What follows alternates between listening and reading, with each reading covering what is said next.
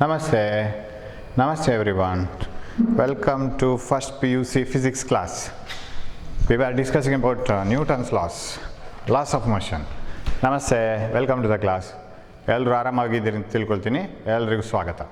ನ್ಯೂಟನ್ನ ನಿಯಮದ ಬಗ್ಗೆ ನಾವು ನೋಡ್ತಾ ಇದ್ವಿ. ಫಸ್ಟ್ ಲಾ ಮುಗಿಸಿದ್ವಿ, right? Law of inertia or first law of motion. Every body continues in the state of rest or of uniform motion along a straight line unless compelled by an external force to act otherwise. ಅದು ಬಾಹ್ಯ ಬಲ ಅದಕ್ಕೆ ಪ್ರಯೋಗ ಆಗೋವರೆಗೆ ಅದು ಅದೇ ಸ್ಥಿತಿಯನ್ನು ಮುಂದುವರಿಸ್ತಾ ಇರುತ್ತೆ ಅಂತ ಹೇಳೋದು ಸಿಂಪಲ್ ಆಗಿ ಹೇಳೋದು ನಾವು. ಓಕೆ, ಲಾ ಆಫ್ ಇನರ್ಷಿಯಾ ಅಂತ ಹೇಳ್ತೀವಿ. The property because of which a body cannot change it state. Second ಲಾವನ್ನು ನಾವು ವಿವರಣೆ ಕೊಡಬೇಕಾದ್ರೆ we need another term called momentum. ಮೊಮೆಂಟಮನ್ನು ನಾವು ಕಲ್ತ್ವಿ. What is momentum? Momentum is the product of mass and velocity of a body. Momentum is the product of mass and velocity of a body. ಅದರ dimension ಎಷ್ಟು, ವ್ಯಾಪ್ತಿ ಎಷ್ಟು ಅದರದ್ದು? Dimension mass velocity LT to the power -1. ನೆನಪಿಟ್ಕೊಳ್ಳಿದೆಯಾ ಯಾವತ್ತು? Velocity LT to the power -1, acceleration LT to the power -2. Okay, what is the SI unit of momentum? kg meter per second. ಯಾಕಂದರೆ ಇದಕ್ಕೆ K G, ಇದು velocity meter per second. So that is a unit, SI unit, SI ಏಕಮಾನ. Okay, so what is momentum? Mass into velocity. Capacity to impart velocity to another body. ಇನ್ನೊಂದಕ್ಕೆ ಅದು ತನ್ನ ಸ್ಪೀಡನ್ನು ಎಷ್ಟು transfer ಮಾಡ್ಬೋದು, ಅದರ ಎಬಿಲಿಟಿ. ಹೆವಿ ಆದಷ್ಟು ಮೊಮೆಂಟಮ್ ಜಾಸ್ತಿ, ಸ್ಪೀಡ್ ಜಾಸ್ತಿ ಆದಷ್ಟು ಮೊಮೆಂಟಮ್ ಜಾಸ್ತಿ. How does momentum change with mass and velocity ಅಂತ ಕ್ವಶನ್ ಹೇಗೆ ಬೇಕಾದ್ರೆ ಕೇಳ್ಬೋದು ಎಕ್ಸಾಮ್ಗೆ. ಮೊಮೆಂಟಮ್ ಹೇಗೆ ಬದಲಾವಣೆ ಆಗ್ತದೆ ಮಾಸ್ ಮತ್ತು ವೆಲಾಸಿಟಿ ಜೊತೆ? ಅಥವಾ ಮೊಮೆಂಟಮ್ಗೂ ಮಾಸ್ ಮತ್ತು ವೆಲಾಸಿಟಿಗೂ ಸಂಬಂಧ ಹೇಗೆ? Momentum is directly proportional to mass, momentum is directly proportional to velocity.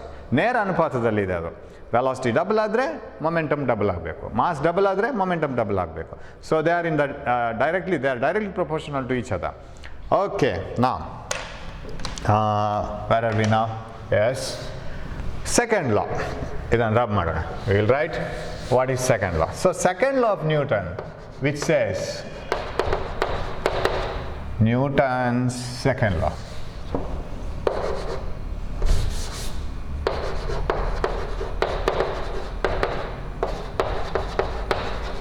Second law of motion.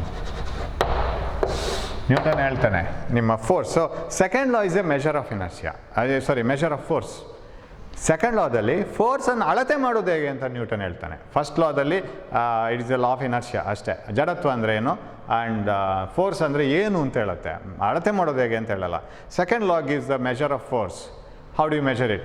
Newton says force is directly proportional to rate of change of momentum. Momentum ಬದಲಾವಣೆ ಆಗಲೇಬೇಕು. ಹೋಗ್ತಾ ಇರೋ ಆಬ್ಜೆಕ್ಟ್ ನಿಂತಿತ್ತೋ, ಮೊಮೆಂಟಮ್ ಝೀರೋ ಆಯಿತು, ಇದ್ದ momentum zero ಆಯಿತು. ಹೋಗ್ತಾ ಇರೋ ಆಬ್ಜೆಕ್ಟ್ನ velocity ಜಾಸ್ತಿ ಆಯಿತೋ, ಮೊಮೆಂಟಮ್ ಜಾಸ್ತಿ ಆಯಿತು. ರೆಸ್ಟಲ್ಲಿ ಇದ್ದ ಆಬ್ಜೆಕ್ಟ್ ಮೂವ್ ಆಗ್ಲಿಕ್ಕೆ ಸ್ಟಾರ್ಟ್ ಆಯಿತು. The football which is at rest has started moving, momentum has increased. So that is all because of force. Force act ಆಗದೇ ಇರ್ತಿದ್ರೆ ಅದಾಗಲಿಕ್ಕೆ ಸಾಧ್ಯನೇ ಇರ್ತಿರಲಿಲ್ಲ. ಹಾಗಾದ್ರೆ ಎಷ್ಟು ಬದಲಾವಣೆ ಆಯಿತು ಮೊಮೆಂಟಮಲ್ಲಿ, ಎಷ್ಟು ಫಾಸ್ಟ್ ಆಯಿತು, that decides the force.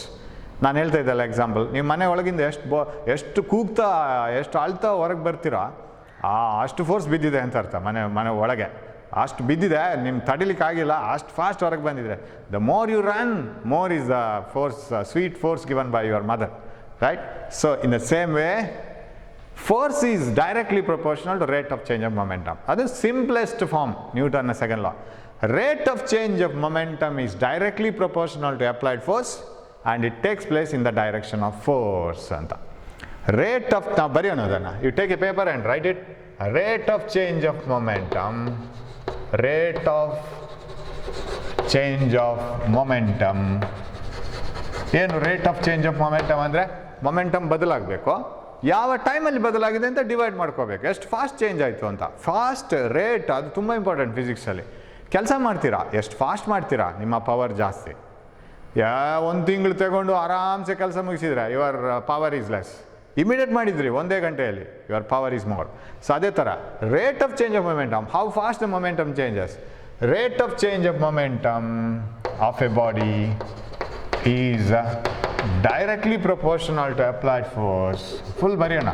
You take a paper and write it. Is directly proportional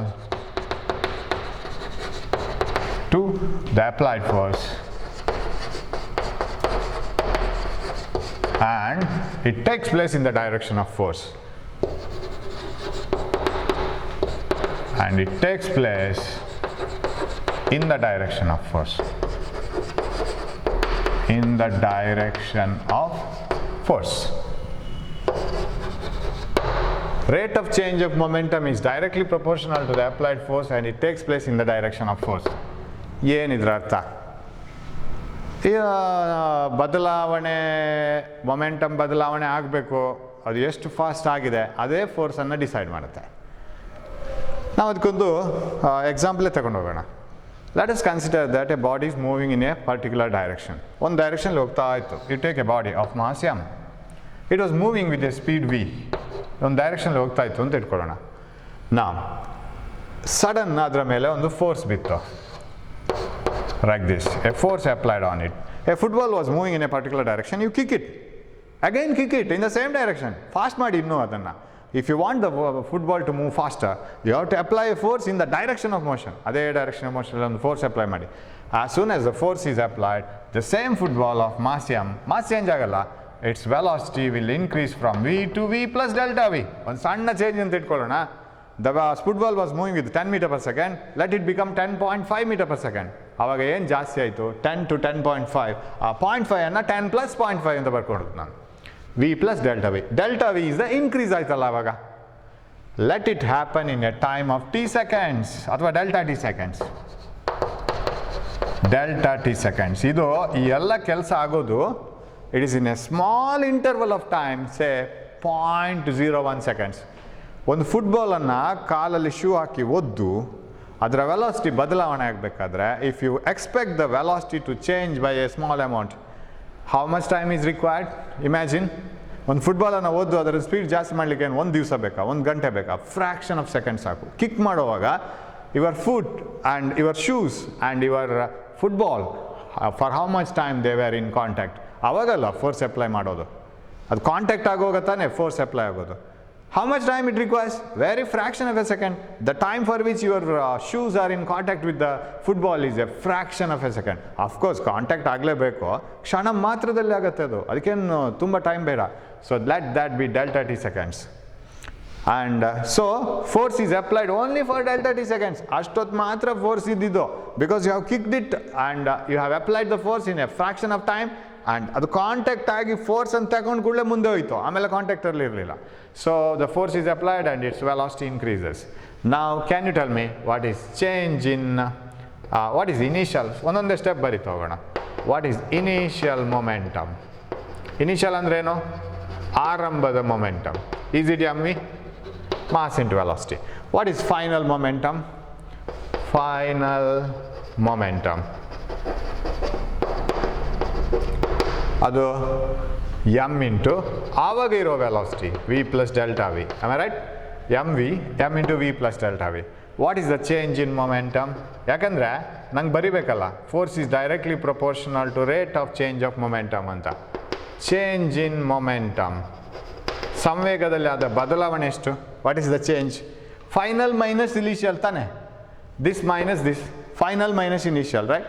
ನಿಮ್ಮ ಹತ್ರ 100 ರೂಪಾಯಿ ಇತ್ತು, 500 ಆಯಿತು, ಎಷ್ಟಾಯಿತು change? 500 minus 100. So m into V plus delta V, ಇದು ಫೈನಲು, ಮೈನಸ್ ಎಮ್ ವಿ. ಇದನ್ನು ಎಕ್ಸ್ಪಾಂಡ್ ಮಾಡಿ, M V plus M delta V minus M V. Cancel cancel. What is this? M delta V. This is the change. But ನಮ್ಗೆ ಬೇಕಾಗಿರೋದೇನು? Rate of change of momentum. ಎಷ್ಟು ಟೈಮಲ್ಲಿ ಇದೆಲ್ಲ ಆಯಿತು? Delta T ಸೆಕೆಂಡ್ಸಲ್ಲಿ ಇಷ್ಟು. It was moving with the same speed V, ಒಂದೇ ವೆಲಾಸಿಟಿಯಲ್ಲಿ ಬರ್ತಾಯಿತ್ತು. ಸಡನ್ ಯಾರೋ ಕ್ಲಿಕ್ ಮಾಡಿದ್ರು, ಸ್ಪೀಡ್ ಜಾಸ್ತಿ ಆಯಿತು, ಆಮೇಲೆ ಅದೇ ಸ್ಪೀಡಲ್ಲಿ ಹೋಗ್ತಾ ಇದೆ. ಯಾಕಂದರೆ ಮತ್ತೆ ಮತ್ತೆ ಫೋರ್ಸ್ ಅಪ್ಲೈ ಮಾಡ್ತಾ ಇಲ್ಲ. ಫಸ್ಟ್ ಲಾ ನೆನಪಿಟ್ಕೊಳ್ಳಿ, once the force is applied, ಮತ್ತೆ ಇಲ್ವಲ್ಲ ಫೋರ್ಸು, ಸ್ಪೀಡನ್ನು ಜಾಸ್ತಿ ಮಾಡ್ಕೊಂಡು it started continuously moving with the same speed further. Its velocity is the same, v plus delta v later. It doesn't increase further. ಹಾಗಿದ್ರೆ change in speed is m into delta v. ಆ delta V ಅನ್ನುವಂಥದ್ದು ಒಂದೇ word, ಅದು ಎರಡೆರಡು ಅಲ್ಲಿ ಆ letters ಕಾಣ್ತಾ ಇರ್ಬೋದು, but it is a single one. Delta v is the change. Now what is the rate of change of momentum? Can I write it here? Rate of change of momentum. Momentum. What is this? Is equal to change m delta v. Rate of change ಎಷ್ಟು ಬರಬೇಕು? By delta t. Am I right? Now come back to the law. Rate of change of momentum is directly proportional to the applied force and it takes place in the direction of force. Very simple. ಇದನ್ನು 5 ಮಾರ್ಕ್ಸಿಗೆ ಕೇಳ್ತಾರೆ final ಎಕ್ಸಾಮ್ಗೆ, ನೆನಪಿಟ್ಕೊಳ್ಳಿ. Very simple. State Newton second law, obtain an expression for force. ಅಷ್ಟೇ. Force Newton second ಲಾವನ್ನು ವ್ಯಾಖ್ಯೆ ಬರೆದು ಫೋರ್ಸಿಗೆ ಒಂದು ಫಾರ್ಮುಲಾ ತನ್ನಿ, ಡಿರೈವ್ ಮಾಡಿ. Statement: rate of change of momentum is directly of a body is directly proportional to the applied force and it takes place in the direction of force. Okay. Consider a body moving with a velocity v. Let a force act on it for delta t seconds. Let its velocity increase to v plus delta v. ಅವಾಗ ಏನಾಗುತ್ತೆ? Initial momentum mv, final momentum m into v plus delta v. ಆಗಿರೋ speed final ಇರೋ speed v plus delta v. Change in momentum final minus initial m into v plus delta v minus mv. So change in momentum is m into delta v. ಇವಾಗ rate of change of momentum ಅದನ್ನು with respect to time ಮಾಡ್ಕೋಬೇಕು. ಎಷ್ಟು ಟೈಮಲ್ಲಿ ಇದಾಯಿತು ಅಂತ divide by time. Now according to the statement, force acting on a body must be directly proportional to rate of change of momentum, that is m delta v by delta t. You know what is delta v by delta t? It is acceleration, right?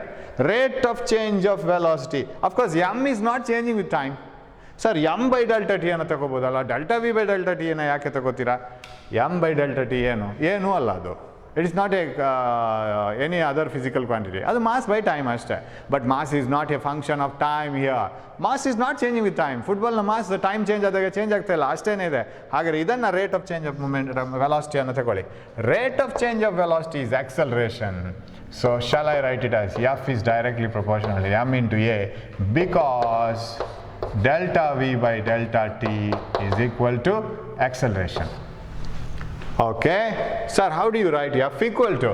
F is equal to kma ಅಂತ ಬರಿತೀವಿ. What is k? K is a constant. ಯಾವತ್ತೂ ಅಷ್ಟೇ. Something ಯಾನೆಲ್ಲ quantities decide ಮಾಡುತ್ತೆ, what are the quantities which will decide a particular term, ಅದನ್ನೆಲ್ಲ ಬರಿತೀವಿ. Proportional, direct proportional, inverse proportional. ಮತ್ತು equal ಬರಿಬೇಕಾದ್ರೆ ಸಮ್ ಕಾನ್ಸ್ಟೆಂಟ್ ಆಫ್ ಪ್ರೊಪೋರ್ಷನಾಲಿಟಿ ತರಬೇಕು. So K is the constant of proportionality. But ಏನಾಯಿತು ಅಂದರೆ S I ಸಿಸ್ಟಮಲ್ಲಿ ಈ constant of proportionality ಅದಕ್ಕೊಂದು ಸ್ಥಿರಾಂಕ ಅಲ್ಲಿ ಬರಬೇಕು. ಈಗ ಕೈನೆಟಿಕ್ ಎನರ್ಜಿ ಯಾವುದನ್ನೆಲ್ಲ ಡಿಪೆಂಡ್ ಆಗಿರುತ್ತೆ? ಮಾಸ್ ಮತ್ತು ವೆಲಾಸಿಟಿ. ಹೇಗೆ ಡಿಪೆಂಡ್ ಆಗಿದೆ? Kinetic energy is directly proportional to mass ಅಲ್ವಾ? Directly proportional mass is directly proportional to square of the velocity. ಖಾಲಿ ವೆಲಾಸಿಟಿ ಅಲ್ಲ, ಅದು ಸ್ಕ್ವೇರ್ ಆಫ್ ದ ವೆಲಾಸಿಟಿ. ಹಾಗಾದರೆ ಈ ಈಕ್ವಲ್ ಟು ಬರಿಬೇಕಾದ್ರೆ ಏನು ಮಾಡಬೇಕು ನಾವು? ಹಾಫ್ ಅಂತ ಒಂದು ಕಾನ್ಸ್ಟೆಂಟ್ ಆಫ್ ಪ್ರೊಪೋರ್ಷನಾಲಿಟಿ ಆಗ್ತೀವಲ್ಲ, that half we don't know whether it is half or 2 or pi or anything. ಇಲ್ಲಿ ಬರಬೇಕಾಗಿರೋದು half or pi ಅದು ಇವಾಗ ಗೊತ್ತಿಲ್ಲ. But finally in SI system it is found that k is found to be 1, so f equal to ma. k ಅಂದರೆ 1 ಅಂತ ಗೊತ್ತಾಯ್ತು ಆಮೇಲೆ practically. ಅದು ಇಲ್ಲ ಅಲ್ಲಿ, ಏನು ಬೇಡ, constant of proportionality 1. So take it as 1 and this is the equation for force. Yes, whether force is a vector quantity? Yes, definitely. Force is a vector quantity, it has a direction, right? So very simple. Statement ಗೊತ್ತಾಯ್ತಲ್ಲ? Rate of change of momentum of a body is directly proportional to applied force and it takes place in the direction of force. Yes. ಅದೇನು ಅಂತ correct ನೋಡೋಣ definition ಕೂಡ. and it takes place in the direction of force ಅಂತ ಒಂದಿದೆ ಅಲ್ಲಿ. Okay, I'll rub this. ಎಲ್ಲ ಮುದ್ದೆ ಇದೆ, ಸಪ್ರೇಟ್ ಬರೆಯೋಣ. ಸ್ಟೇಟ್ಮೆಂಟೇ ಇಡೀ ಬೋರ್ಡನ್ನು ನುಂಗ್ಬಿಡ್ತದೆ. Okay, yes, right. So we have to consider a body of mass m moving with the speed v. So its initial momentum is mv. Of course, vectors ಅಲ್ಲಿ ಬರೆಯೋದಾದ್ರೆ it should be like this. So initial momentum. ಫಸ್ಟಿಗೆ ನೀವು ಎಕ್ಸಾಮಿಗೆ ಬರೆಯುವಾಗ of course ಡೆರೈವೇಷನ್ ಅರ್ಥ ಆಗಲಿಕ್ಕೆ ಏನಿಲ್ಲ, but ಎಕ್ಸಾಮಲ್ಲಿ perfect ಇರಬೇಕು. ಅದರ ಮೂಲೆ ಗೊತ್ತಿರಬೇಕು. ನಾವು ಇನಿಷಿಯಲ್ ಮೊಮೆಂಟಮ್ ಅಂತ ಬರೆದ್ರೆ ಫಸ್ಟಿಗೊಂದು ನೀವು ಅದಕ್ಕೊಂದು ಇದು ಕೊಡಬೇಕು, ಏನು ಇನಿಷಿಯಲ್ ಒಂದು ಐಡಿಯಾ ಕೊಡಬೇಕು. ಇವಾಗ ಒಂದು ಸೀರಿಯಲ್ ಸ್ಟಾರ್ಟ್ ಆಗಬೇಕಿದ್ರೆ ಫಸ್ಟಿಗೆಲ್ಲಿ ಬರುತ್ತಲ್ಲ ಅವ್ರ ಹೆಸರು, ಈ ಪಾತ್ರದಲ್ಲಿ ಇವರು, ಆ ಪಾತ್ರದಲ್ಲಿ this actor is actually by this name, ಅದೆಲ್ಲ ಬರುತ್ತಲ್ಲ. ಹಾಗೆ we are considering a body here, right? m is the mass of a body. It is moving with the speed v or a velocity v in a particular direction. A force F acts on the body for a time of delta t seconds. Its velocity increases to v plus delta v. ಅಥವಾ simple ಆಗಿ ಬರಿತಾ ಹೋಗ್ಬೋದು. F is the force acting in a body for delta t is the time for which it acts, v is the initial velocity of the body, v plus delta v is the final velocity of the body. ಸಾಕು. ಆಮೇಲೆ derivation start ಮಾಡಬೇಕು. This is the method in which you write the derivation. ಕೆಲವರೆಲ್ಲ assignments ಬರೀತಾರೆ, derive the equations of motion ಅಂತ ಬರೆದ್ರೆ ಏನಿಲ್ಲ, ಖಾಲಿ ಒಂದು ಚಿತ್ರ, ಅದು ಏನು ಅಂತ ಗೊತ್ತಿಲ್ಲ, ಸುಮ್ಮನೆ ಒಂದೆರಡು ಕೋಲ್ ನಿಲ್ಲಿಸಿದಾಗ ಆಮೇಲೆ ಈಕ್ವೇಷನ್ ಅಷ್ಟೇ, ಸ್ಕೆಲಿಟನ್, ಎಕ್ಸ್ಪ್ಲನೇಷನ್ ಇಲ್ಲ, ಏನಿಲ್ಲ. ಹಾಗಿದ್ರೆ ಮಾರ್ಕ್ಸ್ ಸಿಗಲ್ಲ. You have to explain it, what are you doing, ಅದರ ಬಗ್ಗೆ ನೀವು ಹೇಳಬೇಕಾಗತ್ತೆ. ಒಂದು ಭಾಷಣ ಆರಂಭ ಮಾಡುವಾಗಲೂ if you are just starting a speech, you come to the stage and explain what yourself, right? What are you, right? Are who are you? You say that I am so and so studying in so much so in that standard and in this school and like that. ಆಮೇಲೆ start ಮಾಡೋದು. I am talking about this ನಾವು ಅಂತ ಹೇಳಿ ಶುರು ಮಾಡ್ತೀರಾ. ಅದೇ ಥರ ಇಲ್ಲಿ. So a body of mass m moving is moving with a velocity v, and its velocity becomes v plus delta v after applying a force f for delta t seconds. Its initial momentum is mv, final momentum is barita hogi. If you take a paper and do it, hope you are doing that, m into v plus delta v, right? ಮತ್ತೆ ಅದನ್ನೇ ಬರಿತಾ ಇದ್ದೀನಿ. Okay, v plus delta v. And what else? Change in momentum. ಇಲ್ಲಿ ನಾನಿಷ್ಟೇ ಬೇಡ ಬರೆಯೋಣ, ನಾನು ಉದಾಸೀನ ಮಾಡಿದರೆ ನೀವು ಅಷ್ಟೇ ಮಾಡ್ತೀರ. Change in momentum is equal to final v plus delta v minus m into v initial. ಅದೆಷ್ಟು ಬರುತ್ತೆ ಚೇಂಜ್ ಇನ್ ಮೊಮೆಂಟಮ್? ಇದನ್ನು ನಾನು delta p by delta t ಅಂತ ಬರಿತೀನಿ. Change in momentum is delta P, okay, only delta P. Change in momentum is delta P is equal to m into v minus m into v ಹೋಯ್ತು m into delta v, right? Now according to Newton's second law ಬರಿಬೇಕಾಗತ್ತೆ ಅಲ್ಲಿ. Statement ಅಂತೂ ಹೇಗೂ ಕೊಡಬೇಕು. According to Newton's second law, rate of change of momentum is directly proportional to applied force. Therefore f must be directly proportional to rate of delta p by delta t. F is directly proportional to, what is delta p by delta t? M into delta v by delta t, right? F is proportional to m into a because delta v by delta t is acceleration. Of course, at the limit delta t tending to 0, instantaneous acceleration ಅದು. Okay, f is equal to ಇಲ್ಲೇ ಬರಿಬೋದು ತಾನೆ, f is equal to k into ma, where k is a constant of proportionality. ಈ acceleration ಮಾತ್ರ vector arrow. So but k is equal to 1, the constant of proportionality is 1. So what is f equal to? ma. This is the derivation for force, right? Now so f, what is the SI unit of work? ಈಗ ಇದಕ್ಕೆಲ್ಲ ಬರಿಬೇಕಲ್ಲ. What is the SI unit of force? Force can be measured in SI unit of force. Standard international, standard unit ಯಾವುದು? ನಾವು ಹೀಗೂ ಬರಿಬೋದು, kg ಮಾಸ್ಗೆ, ಎಕ್ಸಲರೇಷನ್ಗೆ metre per second square. But ಇದನ್ನು total ಆಗಿ ನಾವು ಒಂದೇ ಹೆಸರಲ್ಲಿ ಕರೀಲಿಕ್ಕೆ ಇಷ್ಟಪಡ್ತೀವಿ. ಯಾವುದದು? ನ್ಯೂಟನ್. ನ್ಯೂಟನ್ ಅಂತ ಫುಲ್ ಬರೆಯುವಾಗ full small letters, but if you are writing the symbol capital N. Newton is the SI unit of force. It is the capital N, right, like this. Okay. Right. Dimension ಬರಿಬೋದಲ್ಲ sir? Dimension ಬರಿಬೋದು. What is the dimension of force? Dimension of mass, dimension of acceleration. What is the dimension of force? Force ಅಳತೆ ಮಾಡಲಿಕ್ಕೆ ಏನೆಲ್ಲ ಬೇಕು? Mass ಬೇಕು. Acceleration, velocity by time adu. Velocity is lt to the power minus 1. Acceleration is m lt to the power minus 2. lt to the power minus 2. So this is force, right? ಅಲ್ಲಿ ಒಂದು statement ಅಲ್ಲಿ ಬರುತ್ತೆ, rate of change of momentum is directly proportional to applied force, right? Delta p by delta t. Delta p ಅಂದ್ರೆ m delta v. ಆ change ಮಾತ್ರ, mass into change in velocity ಮಾತ್ರ ಹಾಕೊಂಡ್ರೆ ಸಾಕು.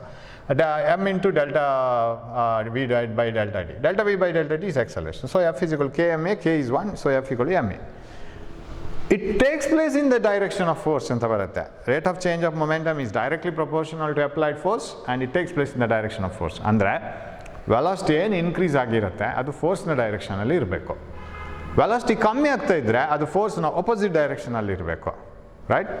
ನಾವು ಫಾರ್ ಎಕ್ಸಾಂಪಲ್ ನಮ್ಮ ಚೀಪ್ ಕಾರ್ ತಗೊಳ್ಳೋಣ, ಮತ್ತು ನಮ್ಮದು ಚೀಪ್ ಆ್ಯಂಡ್ ಬೆಸ್ಟ್ ಕಾರ್ ಇದೆ, ಯಾವತ್ತು ಫಾಸ್ಟ್ ಹೋಗುತ್ತೆ ಅದು, ರೈಟ್? ಸೊ ಯಾರೋ ಬಂದು ಅದನ್ನು ಹಿಂದಿಂದ ಪುಷ್ ಮಾಡಿದರು ಅಂತ ಇಟ್ಕೊಳ್ಳೋಣ.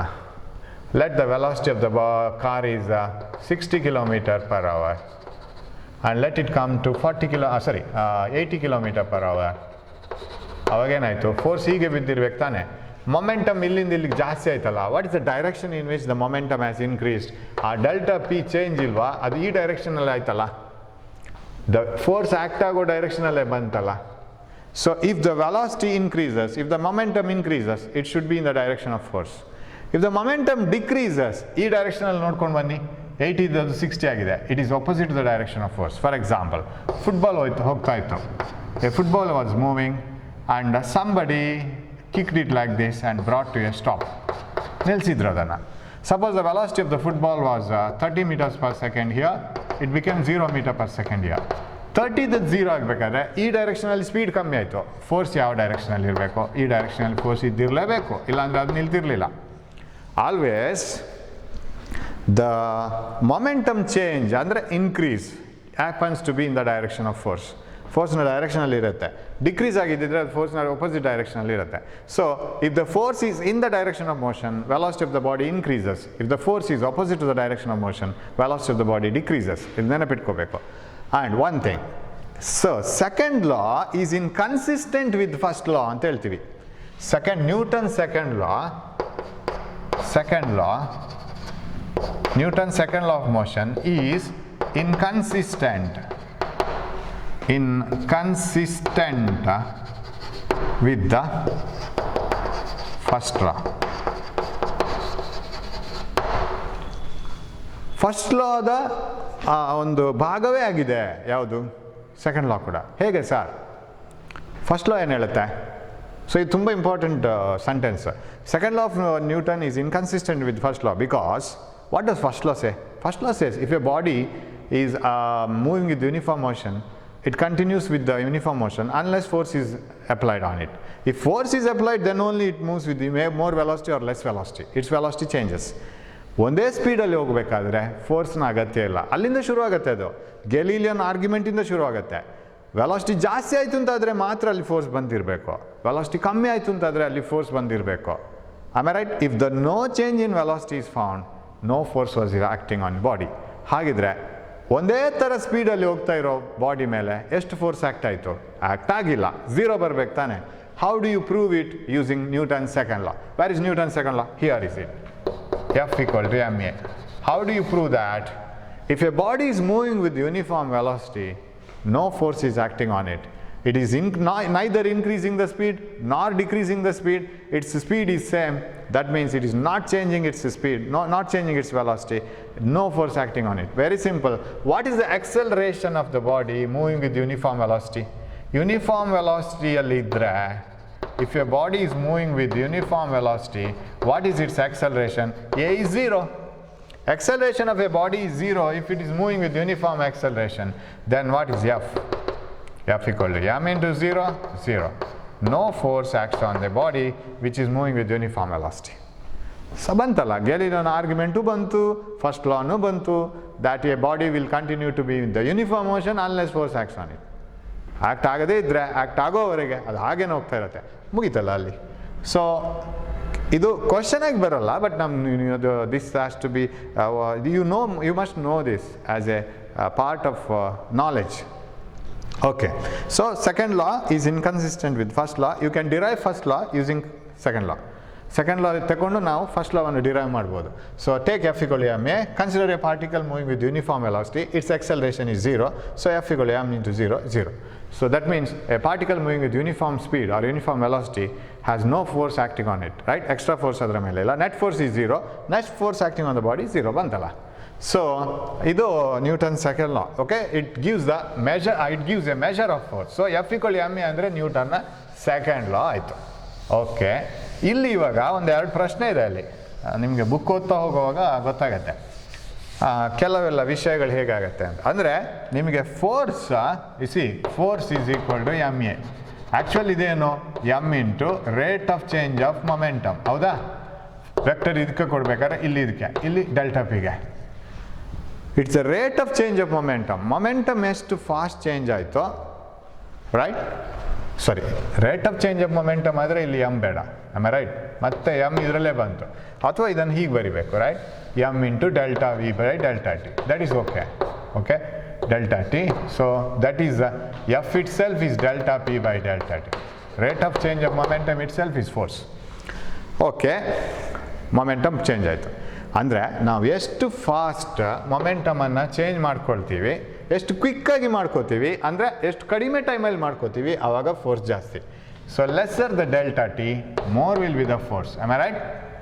ನೀವು ನೋಡಿರ್ಬೋದು ಕ್ರಿಕೆಟ್ ಪ್ಲೇಯರ್ಸ್ ಬಾಲನ್ನು ಹಿಡ್ಕೊಳ್ಳುವಾಗ, ಕ್ಯಾಚ್ ಅಂತ ಏನು ಹೇಳ್ತೀವಿ, ಅವ್ರು ಅದನ್ನು ಹೀಗೆ ಹಿಡ್ಕೊಳ್ಳಲ್ಲ. They take their hands back. ಅವ್ರು ಬಾಲನ್ನು ಹಿಡಿದು ಕೈಯನ್ನು ಹೀಗೆ ತಗೊಂಡು ಬರ್ತಾರೆ. Have you observed it?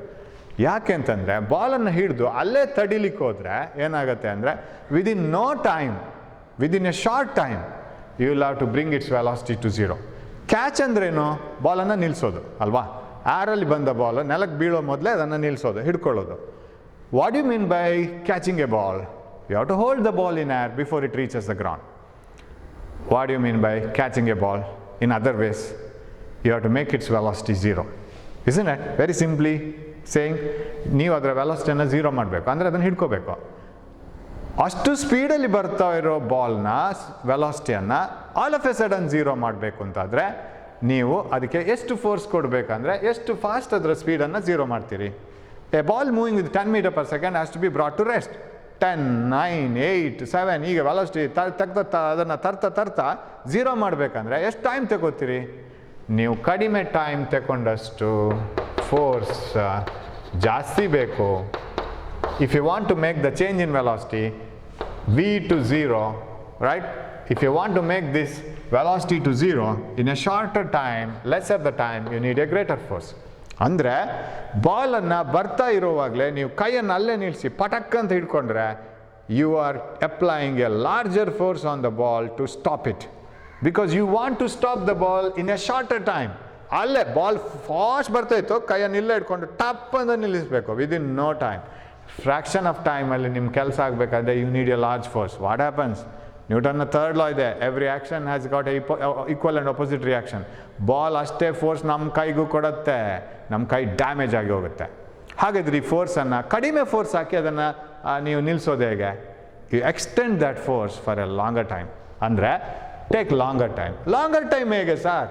ಬಾಲನ್ನು ಹಿಡ್ಕೊಂಡು ಆಲ್ ಆಫ್ ಎ ಸಡನ್ ಅದರ ವೆಲಾಸಿಟಿ ಝೀರೋ ಮಾಡಬೇಡಿ, ಹಿಡ್ಕೊಂಡು ಕೈಯನ್ನು ಹಿಂದಕ್ಕೆ ತನ್ನಿ, ಸ್ಪೀಡ್ ಸ್ವಲ್ಪನೇ ಅದರ ಸ್ಪೀಡನ್ನು ಕಮ್ಮಿ ಮಾಡ್ತಾ ಬನ್ನಿ.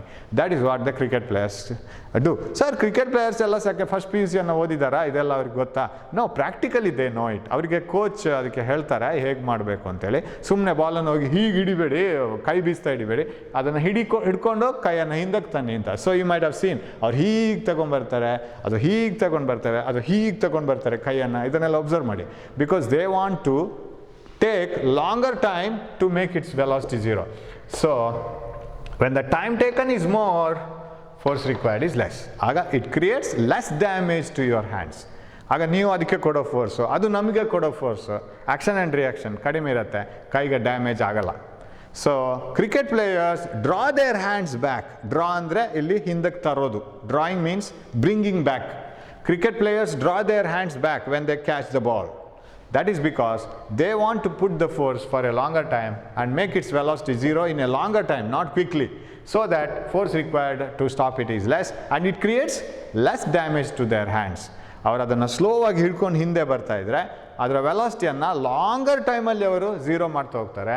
ಲಾಂಗರ್ ಟೈಮಲ್ಲಿ ಝೀರೋ ಮಾಡ್ತಾ ಹೋಗುವಾಗ ಅವ್ರಿಗೆ ಬೇಕಾಗಿರೋ ಫೋರ್ಸ್ ಕಡಿಮೆ ಇರುತ್ತೆ. ಆವಾಗ ಅದು ಕೈ ಮೇಲೆ ಹಾಕೋ ಫೋರ್ಸ್ ಕೂಡ ಕಡಿಮೆ ಇರುತ್ತೆ. That creates lesser damage, lesser pain. Of course pain ಕಡಿಮೆ ಮಾಡುತ್ತೆ. ಅಲ್ಲೇ ಪಟ್ ಅಂತ ನಿಲ್ಲಿಸ್ಬೇಕಾದ್ರೆ ಕಷ್ಟ ಇದೆ, ಬಟ್ ಕೀಪರ್ ಪಟ್ ಅಂತ ನಿಲ್ಲಿಸ್ತಾನೆ ಬಾಲನ್ನು. ಅವರು ಮಾಡ್ತಾರೆ ಹೀಗೆ ಮಾಡ್ತಾರೆ, but still they can catch because they have gloves. ಅದಕ್ಕೆ ಗ್ಲೌಸ್ ಇರುತ್ತೆ, ಅದಕ್ಕೆ ಪ್ರೊಟೆಕ್ಟಿವ್ ಇರುತ್ತೆ, ತುಂಬ ದಪ್ಪ ಇರುತ್ತೆ. It doesn't create any damage to the hands. So this is one example. How can you change or increase the force? So ಬರ್ತಾ ಇರೋ friend ಸೈಕಲಲ್ಲಿ ಬರ್ತಾ ಇದ್ದಾನೆ, ನಿಮಗೆ ಅವನನ್ನು ನಿಲ್ಲಿಸಬೇಕು. ನೀವು ದೊಡ್ಡ ಒಂದು ರಾಕ್ಷಸನ ಥರ ನಿಂತ್ಕೊಂಡು ಢಗ್ ಅಂತ ನಿಲ್ಲಿಸ್ಲಿಕ್ಕೆ ಆಗಲ್ಲ. ಅದೇ ಅದನ್ನು ಹಿಡ್ಕೊಂಡು ಹಿಂದಕ್ಕೆ ಹೋಗಿ ನಿಮ್ಗೆ ನಿಲ್ಲಿಸ್ಲಿಕ್ಕಾಗತ್ತೆ. You just apply the force for a longer time, you need a lesser force then. ಅದನ್ನು ಸ್ವಲ್ಪನೇ ಫೋರ್ಸ್ ಆಗ್ತಾ ನಿಲ್ಲಿಸ್ವಿ, that becomes easier. So that is one of the best example for change in momentum. So ಕೇಳ್ಬೋದು 1 ಮಾರ್ಕಿಗೆ, why does a cricket player draw his hands back when he catches a ball? Because he wants to apply the force for a longer time. Taking longer time needs lesser force and it creates less damage to the hands, less pain to the hands. ಇದು ಒಂದು ವಿಷಯ. Okay, force ಬಗ್ಗೆ. ಇನ್ನೊಂದು ಬರುತ್ತೆ, ಅಲ್ಲಿ 2 terms ಬರುತ್ತೆ. ಆ 2 ಟರ್ಮ್ಸನ್ನು ಕಲ್ತ್ಕೊಳ್ಳೋಣ. ಏನು ಟರ್ಮ್ಗಳು? ಒಂದು ಇಂಪಲ್ಸ್,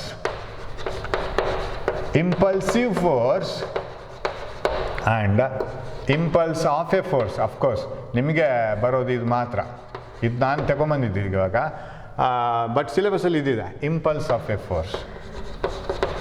ಇಲ್ಲಿ ನೋಡಿ ಪಲ್ಸ್ ಅಂತಿದೆ. What you mean by pulse?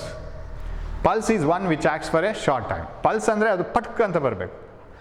Pulse rate, heart pulse ಹೇಗಿರುತ್ತೆ?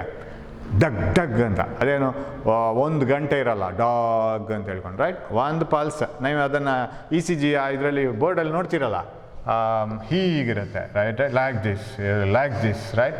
ಸಡನ್ನ ಅದೇನು ಹೀಗಿರಲ್ಲ pulse, right? It doesn't take for a long time. ಒಂದ್ಸಲ ಬ್ಲಡ್ ಪುಷ್ ಆಗಿ ಪುಷ್ ಆಗ್ತಾ ಅಂದ್ರೆ 1/4 ಗಂಟೆ ಮತ್ತೆ ಎಕ್ಸ್ಪಾಂಡ್ ಅಲ್ಲ.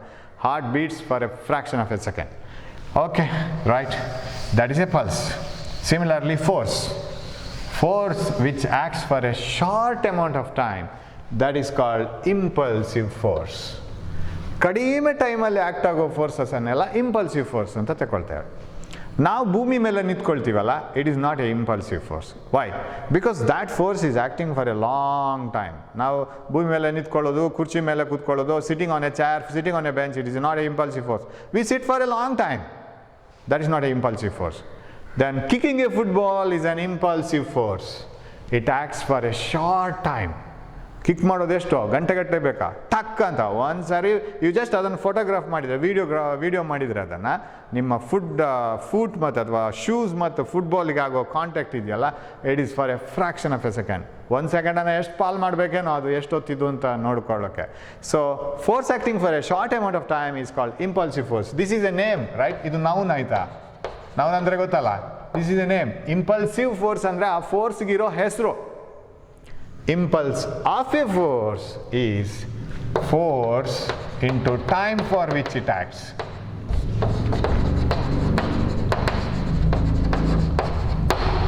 ಎಷ್ಟು ಹೊತ್ತದು ಆ್ಯಕ್ಟ್ ಆಗುತ್ತೆ ಅದು ಮತ್ತೆ ಅದರ ಫೋರ್ಸ್ ಅದನ್ನು ಮಲ್ಟಿಪ್ಲೈ ಮಾಡಿದರೆ that is called impulse of a force. So force which acts for a short amount of time is called impulsive force. ಅದು ಅದರ ಹೆಸರು, ನಾಮಪದ, ಅದು ನೌನ್, ಅದು ಅದರ ಹೆಸರು. ಅದು ಅದರಲ್ಲಿ ಏನು ನಾವು ಡೆಫಿನೇಷನ್ ಇದು ಫಾರ್ಮುಲಾ ಬರೀಲಿಕ್ಕಿಲ್ಲ. ಇಂಪಲ್ಸ್ ಆಫ್ ಎ ಫೋರ್ಸ್, ಅದರ ತೀವ್ರತೆ ಎಷ್ಟಿದೆ, ಪಲ್ಸ್ ಎಷ್ಟಿದೆ ಅದರದ್ದು ಅಂತ ನೋಡಬೇಕಿದ್ರೆ ಆ ಫೋರ್ಸ್ ಆ್ಯಂಡ್ ಟೈಮ್ ಮಲ್ಟಿಪ್ಲೈ ಮಾಡ್ಕೋಬೇಕು. A large force acting for a short time is called impulsive force and force into time for which it acts is called impulse of a force. Beating a nail on the wall, ಮೊಳೆ ಹೊಡಿತೀವಲ್ಲ, ಈಗ ಒಂದು ಮೊಳೆ ಇರುತ್ತೆ, ಆ ಮೊಳೆ ಹಿಡ್ಕೊಂಡು ಇಲ್ಲಿ ಸುತ್ತಿಗೆ ಹಿಡ್ಕೊಂಡು ನಾವು ಪಾಟ್ ಅಂತ ಹೊಡಿತೀವಿ. ಒಂದೇ ಏಟು, ಅದನ್ನು ಇಟ್ಟು ಗಂಟೆಗಟ್ಟಲೆ ಒತ್ತಾ ಇರೋದಿಲ್ಲ. Nobody will put the nail on the wall like that. ಅದನ್ನು ಇಟ್ಟು ಓದ್ತಾ ಇರೋದು. No, you hold the nail and beat it like anything. ಪಟ ಅಂತ ಒಂದು ಹೊಡಿತೀವಿ. ಅದು ಎಷ್ಟು ಲಾರ್ಜ್ ಫೋರ್ಸ್, ಎಷ್ಟು ಕ್ಷಣ ಮಾತ್ರದಲ್ಲಿ ಅದು ಬೀಳ್ತದೆ ಅನ್ನೋದನ್ನು ಅರ್ಥ ಮಾಡ್ಕೋಬೇಕಾದ್ರೆ ಒಂದು ಸಾರಿ ಆ ಪೆಟ್ಟು ನಿಮ್ಮ ಕೈಗೆ ಬಿದ್ದಿರಬೇಕು ಲೈಫಲ್ಲಿ. ಆವಾಗ ಗೊತ್ತಾಗತ್ತೆ, ಈ force it is very strong and even though it acts for a short time the force is very strong. ಮೂರ್ತಿ ಚಿಕ್ಕದಾದರೂ ಕೀರ್ತಿ ದೊಡ್ಡದು ಅಂತ. ಟೈಮ್ ಚಿಕ್ಕದಿದ್ರೂ ಅದರ ಕೀರ್ತಿ ಚಿಕ್ಕಾಪಟ್ಟೆ ಇದೆ.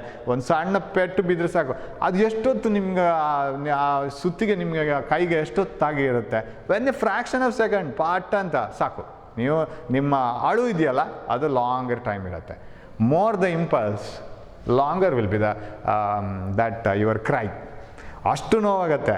So putting nails on the wall, kicking a football, these are all the examples for impulsive forces. Force into time for which it acts on a body is called impulse of a force. Okay, ಇದು ಬೇಕು ಇಲ್ಲಿ ನಮಗೆ. Okay, ಸರಿ sir, ಇಂಪಲ್ಸಿಗೆ dimension ಬರೆಯೋಣವಾ? Right, dimension of impulse. is equal to dimension of force, dimension of time, dimension of impulse, dimension of force. ಎಲ್ಲ square ಬ್ರಾಕೆಟೇ ಬರೀತಾ ಹೋಗಬೇಕು ಅಂದರೆ ಡೈಮೆನ್ಷನ್ ಅಂತ ಅರ್ಥ. Dimension of force, dimension of mass and acceleration, dimension of time, dimension of impulse is equal to mass m. Dimension ಬರೆಯೋಣ. acceleration lt to the power minus 2, velocity ಆದರೆ lt to the power minus 1. For velocity we write lt to the power minus 1, for acceleration lt to the power minus 2, and this time adu time t to the power minus 2, t to the power plus 1. What is that? Minus 2 plus 1, minus 1. So dimension of impulse is m l t to the power minus 1. This is the dimension. ಇದು ಮೊಮೆಂಟಮ್ನ dimension ಆಗುತ್ತೆ finally. What is the dimension of momentum? Momentum is nothing but mass into velocity. What is the dimension? Mass m, velocity l t to the power minus 1. So force into time, what you call impulse, the large force multiplied by the short time it acts, is nothing but momentum. ಅದನ್ನು ನಾವು prove ಮಾಡಬೇಕು. The change in momentum is nothing but impulse ಅಂತ. Impulse is nothing but change in momentum ಅಂತ 2 ಮಾರ್ಕ್ಸಿಗೆ ಕೇಳ್ತಾರೆ. ಹೇಗೆ ಮಾಡ್ಬೋದು ಅಂತ ಹೇಳಿದರೆ ವೆರಿ ಈಸಿ ಅದು ಮಾಡೋಕ್ಕೆ. For example you take the same case, ಯಾವುದು ಆವಾಗ ನಾವು ಡಿಸ್ಕಸ್ ಮಾಡಿದ್ದೀವಲ್ಲ, object mass M, its velocity V, momentum ಎಷ್ಟು ಎಮ್ ವಿ. ಕಿಕ್ ಅವಾಗೇನಾಯಿತು, ವೆಲಾಸಿಟಿ ಜಾಸ್ತಿ ಆಯಿತು, ವಿ ಪ್ಲಸ್ ಡೆಲ್ಟಾ ವಿ, ಇನ್ನು ಅದೇ ಸ್ಪೀಡಲ್ಲಿ ಹೋಗುತ್ತೆ ವಿ ಪ್ಲಸ್ ಡೆಲ್ಟಾ ವಿಯಲ್ಲಿ. A force F acts for a time delta t. ಆವಾಗ ನಾವು ಅದನ್ನು ಹೇಗೆ ಬರಿಬೋದು? You can write it like this. Yes, impulse ಅಂದ್ರೇನು? Force into the time for which it acts, delta t ಅಂತ ತಗೋತೀನಿ. But what is F? I is equal to F is ma delta t ಅಂತ ತಗೊಳ್ತೀನಿ. Okay, what is A? A is m into a. A is the rate of change of velocity into time, right? What is delta t? Delta t cancel ಆಯ್ತಲ್ಲ. Very simple, 2 ಮಾರ್ಕಿಗೆ ಕೇಳುವಂಥ question. Show that impulse of a force is nothing but change in momentum of a body. Impulse ಅಂತ ಏನು calculate ಮಾಡ್ತೀವೋ ಅದು ಆ ಬಾಡಿಯ ಮೊಮೆಂಟಮಲ್ಲಿ ಆಗುವಂಥ ಬದಲಾವಣೆ ಅಂತ ಪ್ರೂವ್ ಮಾಡಿ ಅಂತ ಹೇಳ್ಕೊಂಡು. So how can we prove it? Impulse is equal to force into time. Let a force act on a body for a short amount of time delta t. Then impulse is force into delta t, mass into acceleration into delta t. What is impulse equal to? Mass into acceleration ಅಂದ್ರೇನು? Delta v by delta t. Rate of change of velocity is called acceleration into delta t. What is this one? Impulse is equal to mass into delta v. ಏನು delta v ಅಂದರೆ change in velocity ಅಲ್ವಾ ಅದು, right? So okay, what is m into delta v? It is delta p ಆಗಬೇಕಲ್ಲ. I is equal to delta v ಅಂದರೆ change in momentum ಇದಾಯಿತು, delta v ಅಂದರೆ change in velocity ಆಯಿತು. So m into delta v is the change in momentum. ಯಾಕಂದರೆ mass change ಆಗಲ್ಲ, velocity ಅಂತಾನೆ change ಆಗೋದು. This is the change in momentum. So impulse acting on a body is nothing but change in momentum of the body. ಅಥವಾ ನಾವು ಅದನ್ನು ಬೇರೆ ರೀತಿ ಯಾವುದಾದ್ರೂ ಬರೀಲಿಕ್ಕೆ ಸಾಧ್ಯ ಇದೆಯಾ? ಡೆಲ್ಟಾ ಪಿ ಅಂತ ಬರಿಬೇಕಾದ್ರೆ okay, m into V plus delta v, or okay velocity ಚೇಂಜನ್ನು ನಾವು delta v plus delta V minus v ಅಂತ ಬರ್ಕೋಬೋದು. What is the change in momentum? Last time ಮಾಡ್ಕೊಂಡು ಹಾಗೆ ಮಾಡೋದಾದರೆ m into what is the change in velocity? Change in velocity can be written as final is v plus delta v minus v, right?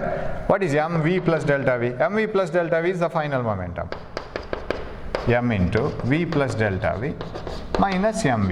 This is initial momentum. So what is final momentum minus initial momentum? This is the change in momentum, right? So ಈ ಥರ ಮಾಡ್ಕೋಬೋದು ಅಥವಾ ಇಲ್ಲೇ ಬರ್ಕೋಬೋದು. M into delta v. M into delta v is the change in momentum. Mass into change in velocity is change in momentum. ಮೊಮೆಂಟಮಲ್ಲಿ ಯಾವುದೇ ಬದಲಾವಣೆ ಅದು delta p. So very important ಇದು, ಈ ಪಾರ್ಟ್ ಕೂಡ 2 ಮಾರ್ಕ್ಸ್ಗೆ. So show that impulse is rate of change of momentum. Okay, so force into delta t ಅಂತೇಳಿ ತೊಗೊಂಡು ಬಂದು ಅದು ಸಾಕೋದು. ಸೊ ಇದೆಲ್ಲ ತುಂಬ 1 ಮಾರ್ಕ್ 2 ಮಾರ್ಕ್ ಕ್ವಶನ್ಸ್. ಒಂದು 5 ಮಾರ್ಕ್ಸ್ ಇದು, very important. State Newton second law, obtain on expression for force. ಇನ್ನೂ ಮುಗಿಲಿಲ್ಲ ಅದು. ಫೋರ್ಸ್ನ ಬೇರೆ ಬೇರೆ ಯೂನಿಟಲ್ಲಿ ಆಗಬೇಕು. ಎಸ್ ಐ ಸಿಸ್ಟಮ್ ಯೂನಿಟ್ ಮಾತ್ರ ನಾವು ಸ್ಟಡಿ ಮಾಡ್ಕೊಂಡಿದ್ದು ನ್ಯೂಟನ್ನ. ಆಮೇಲೆ ಇನ್ನು ಸಿ ಜಿ ಎಸ್ ಅದೆಲ್ಲ ಆಗಬೇಕು, ಚಿಲ್ಲರೆ ಪಿಲ್ಲರೆ ತುಂಬ ಇದೆ ಇದರಲ್ಲಿ. So force, derive an expression for force using second law. Then after that, define impulsive force, define impulse of a force, and show that impulse of a force is change in momentum. Write the dimension of impulse of a force. Write the SI unit of impulse of a force. ಬರ್ದಿಲ್ಲ ನಾನು, Newton second. SI unit. SI unit of impulse of a force is Newton second or kg meter per second. ಯಾಕೆ sir? ಯಾಕೆ ಅಂದರೆ impulse ಅಂದರೆ change in momentum ತಾನೆ. Change in momentum K G metre per ಸೆಕೆಂಡೆ. ಇವಾಗ time 5 ಗಂಟೆ, 6 ಗಂಟೆ ಆಯಿತು, ಎಷ್ಟು ಚೇಂಜ್ ಆಯಿತು? 1 ಗಂಟೆನೇ, ಕರೆಕ್ಟಾ? 5 ಗಂಟೆ ಇದ್ದದ್ದು 6 ಗಂಟೆ ಆದರೆ ಚೇಂಜ್ ಕೂಡ 1 ಗಂಟೆನೇ, right? Change in time, change in mass ಅದೆಲ್ಲ ಅದೇ ಯೂನಿಟಲ್ಲಿರುತ್ತೆ. Change in mass is also K G. 5 K G ಇದ್ದದ್ದು 6 ಕೆ ಜಿ ಆಯಿತು, ಎಷ್ಟು ಚೇಂಜ್ ಆಯಿತು? 1 ಕೆ ಜಿ. ಅದೇ ಥರ change in momentum is also K G metre per second, because momentum is K G metre per K G metre per second. So either newton second, newton is force, time is second, or K G metre per second, ಯಾವುದು ಆಗುತ್ತೆ ಇಂಪಲ್ಸಿಗೆ. So impulse is measured in newton second or K G metre per second. It is the product of force into time for which it acts on a body. It's a large force acting for a short time. Give the examples for impulse. Kicking a football, putting a nail, or just putting a nail on the wall by hitting it in a hammer. ಇದೆಲ್ಲ impulse of a force. Thanks for watching this class. ಇದರ notes ಎಲ್ಲ correct ನೋಡ್ಕೊಳ್ಳಿ, ಯಾಕೆಂದರೆ ನೀವು ಎಕ್ಸಾಮಲ್ಲಿ ಬರೆಯುವಾಗ perfect ಆಗಿರಬೇಕು. ನಾವು ಅಲ್ಲಿ ಬರೆಯುವಾಗ ಕೆಲವು ಸೆಂಟೆನ್ಸಸ್ ಎಲ್ಲ ಆ ಕಡೆ ಈ ಕಡೆ ಇರ್ಬೋದು, ಅಂದರೆ ಎಕ್ಸಾಕ್ಟ್ ಹೇಳಲಿಕ್ಕೆ ಟ್ರೈ ಮಾಡ್ತೀವಿ, ಬಟ್ ಮಾತಾಡ್ತಾ ಬೇರೆ ಎಲ್ಲ ಸೆಂಟೆನ್ಸ್ ಸೇರಿಸ್ಕೋತೀವಿ. But in the examination it should be proper. So look in the notes and write it properly. Hope you will do all these things. Don't be lazy, work properly, don't waste time. So thanks for watching all these classes. We will meet in the next class with more knowledge of force. Thank you.